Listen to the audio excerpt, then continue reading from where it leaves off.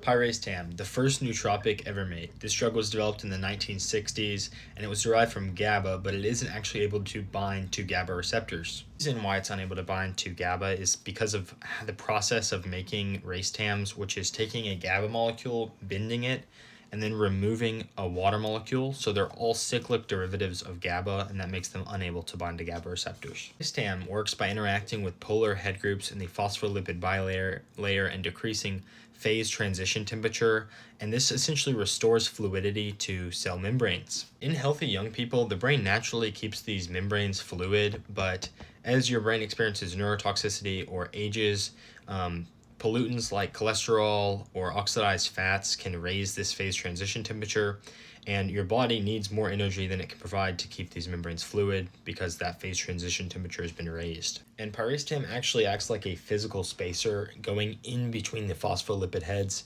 and forcing them to stay open, making the phase transition temperature lower.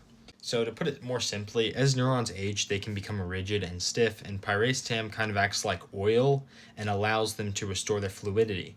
And this is the reason why young people feel almost nothing on piracetam, but people with damaged or old brains normally report very significant effects. The reason why membrane fluidity is so important is you have AMPA and acetylcholine receptors on the phospholipid bilayer, and if they are unable to move, then the brain cannot signal correctly. So repairing this environment is essential for neurons to properly function. Also worth saying that across Europe and Asia, this is actually widely used to treat cognitive decline and dementia, etc.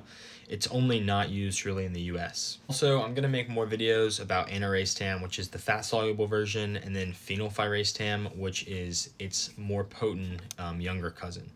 But let me know y'all's thoughts and follow for more.